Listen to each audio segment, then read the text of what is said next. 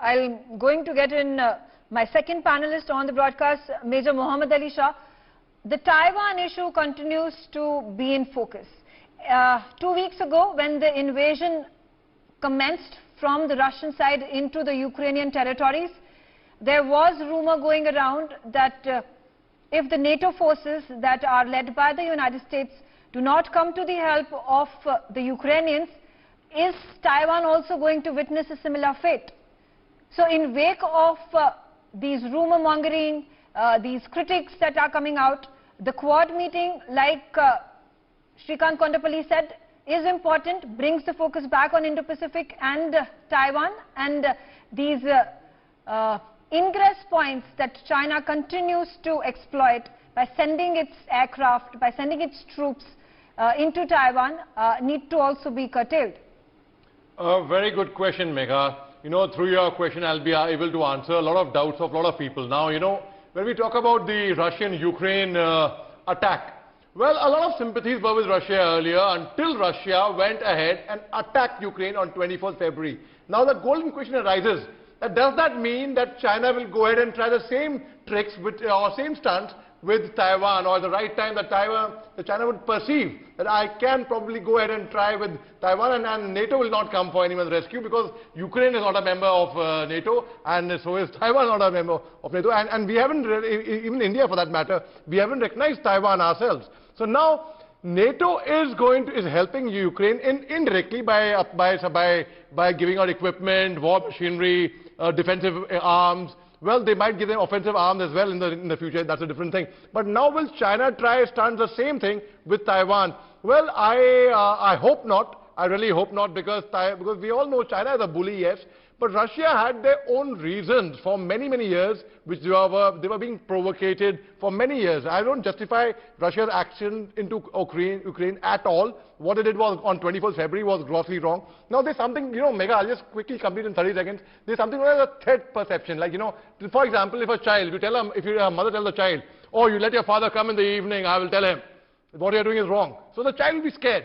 But the moment you come out in the open and you actually tell the father that the child did this, so the fear's gone thereafter. It's been exposed. And the same thing has happened. Russia has played all its cards out on the table already now. China is threatening. So there's a difference there. But now, having said that, I hope China does not try invading into Taiwan. But let me tell you at the same time, China will, there's a difference between threatening someone's integrity, a democracy, a democratic nation, their sovereignty. I hope China does not do that to Taiwan, but okay. Yes, see, because China is going to benefit from what's happening in the West for two reasons. The attention from China, from the Indo-Pacific, has gone towards the West, towards Russia and Ukraine. And secondly, the more sanctions you impose on Russia, who benefits from it indirectly? Ultimately China, right? And also, in a way, US. Okay, all right, fair points over there. Major Mohommed Ali Shah, we've heard these students. There's a video message that is now going viral on social media about these kids. They have come out, these are all girls. And you just heard from the other student who's sitting live with us, does not have any cash with him. There are these local drivers are charging them 50,000 lakh. I spoke to a student who said that, you know, I had to pay 2 lakh rupees just for traveling those 7-8 hours and reaching the border. So in wake of so many challenges that these kids are facing, and anxiety and trauma because of the war that is happening around them, there's bombing, there's shelling taking place. Is there a way out in allowing for a temporary ceasefire to take place, or a humanitarian corridor that had been announced yesterday for a brief period of time, something similar that can be brought about? Because traveling from Sumy to the eastern Ukrainian border would be much faster versus taking them all the way to western Ukraine, which is replete with issues and problems and challenges. Megha, absolutely. You know, you said it bang on there, and that is the need of the requirement. That is the need of the hour, actually. Temporary ceasefire, and that's up to them, up to Vladimir Putin and up to Zelensky to continue the war thereafter or not. But what is the mistake of these innocent people over there, the students over there, and the feeling of being under fire, the feeling of being under threat, the feeling of being in the siege? I know that very well. I know when bullets fly, when there are bombardments happening all over the place. I know it very, very well, how they must be really feeling. It's a fight for their survival. When he mentioned that, the kind of water he's drinking, well, I could so connect with him. I have gone through that, and that perhaps slightly worse maybe on the board. That's a different thing. We were soldiers. It was difficult for us who were trained in that. And these are mere students. These are small students who had gone there to study. So yes, and I would like to tell you all, guys, please keep your morale up. It's very important in these difficult times to remain cheerful. I know it's easier said than done. It's very, very simple to say, just cheer up. No. Listen, your parents are there. They are concerned for you. Everyone is actually going through agony. Trust me, I am getting agitated, not at anyone else, but at the leadership of France, of Russia and Ukraine, in fact. And it is really silly. At the end of the war, who benefits? No one. Everyone goes back in economy and emotionally, and there's emotional trauma. And guys, just maintain your spirits up, and trust me. See, if I would like to tell the girls, the video is viral, yes, and everyone over here has been sharing it. I have got it in many, many groups. But let me tell you, I am sure the Indian government, the embassy would be having their own valid reasons for that, and I'm sure they will work out a way to reach out to you, and they have been making out ways. And at the end of the day, you have to understand one thing, very, very practical thing. The reality is in a war-torn country at the end of the day. And yes, efforts are on to evacuate you, to rescue you, to provide all aid, to provide all help. And it's not as simple as one would imagine. And yes, when cab drivers are charging 50,000 rupees, a lakh, at the end of the day, it is a troubled time. So a cab driver who would take you would also be risking his life that way. So he is seeing his person. It's wrong. It's wrong to fleece anyone in such an hour. But no one is actually fleecing you. It is time for survival. And it is the survival of the fittest, as Charles Darwin's theory says. And I'm certain you all have done medicine. Most of you had gone to study medicine to become doctors and to serve the humanity. And I'm 100% sure that you all will emerge stronger from this. And nothing will happen to you all. Just as long as you are in the bunkers, in the underground shelters. Listen, it is dangerous, I agree, to move out and, try to... had I been in your place, let me tell you what I would have done. It's human psychology to try escaping from here, right? But, where's the guarantee? When the bomb comes, it will not ask, here's the embassy, here's a building, here's a school. It will just drop. As simple as that. And it is dicey. But I have lived for 2 years in an underground bunker at the Indo-Pak border, where our post was 30 meters away from the last post of the Pakistan border.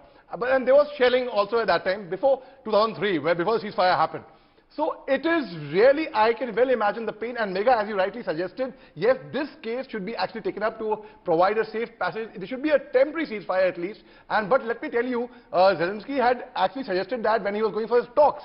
But that offer was put down. So I really do not know whether if the two leaders would actually come down to the table and see sense in that. Major Mohommed Ali Shah, in wake of, we were talking about we spoke to the students. Priority, like I said, to evacuate these 2,000, 3,000 students that are still stuck. These are the only students stuck. Rest all of them are en route India, or they have already arrived in India.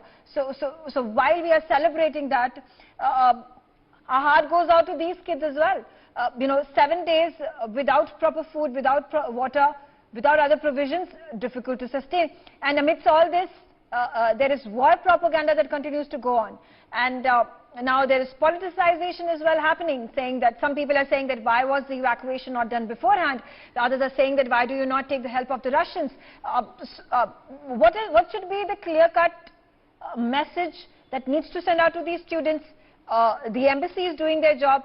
They have to be diplomatic. They have to not lose their patience and continue to build their relations with the Ukrainians as well as the Russians. Difficult. We have heard these instances of kids being taken hostage, they're being harassed, there is racism that is taking place, discrimination that is taking place.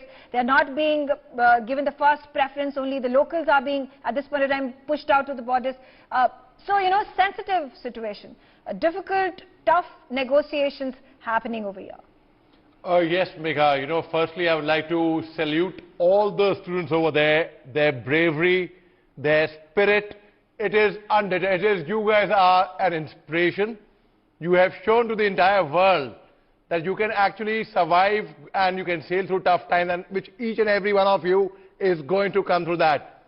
You are as brave as our soldiers, trust me, because we are trained in that. Now, having said that, those people who are trying to politicize the situation, let me tell them all, let me advise the entire nation and everyone over there, please, this is not the time. Please do not get into such kind of thing. And everyone, the embassy, the Indian government, the officials over there, they know their job. Our Indian Air Force is there, and you guys trust your forces, right? The Indian Air Force is there. Our ministers, okay, ministers are there. Our chief of the army staff, former chief, General B.K. Singh, a soldier who has been through action, who has been through tough times. He is there to negotiate for you all. And trust me, guys, you all will emerge out stronger, I'm 100% sure. And anyone who indulges in politics and indulges in this should have been done, that should have been done, forget it, for whatever reason. That could have been done, all right, fine. What now and what next is what one should consider right now. And trust me, guys, I am your brother, I am your buddy. Treat me like a buddy. Here I'm speaking to you all. Yes, you only. This kid in red shirt and the kid in green shirt. I'm talking to you. And this girl over there who's, yes, keep your morale and spirits up. The only thing that will take you through this is your mental spirit, its mental strength. Because this too shall pass. And don't give up hope that you'll come back home. You all, each and every one, it is only, when you go out, yes, you never know where the bombshell falls. It is right, this is dicey, it's risky, it is, but let me tell you all, I'll write a small little poem for each one of you, just four lines, Megha. Don't quit when the tide is lowest, for it's just about to turn. Don't quit over doubts and questions, for there's something you may learn. Don't quit when the night is darkest, for there's just a moment until dawn.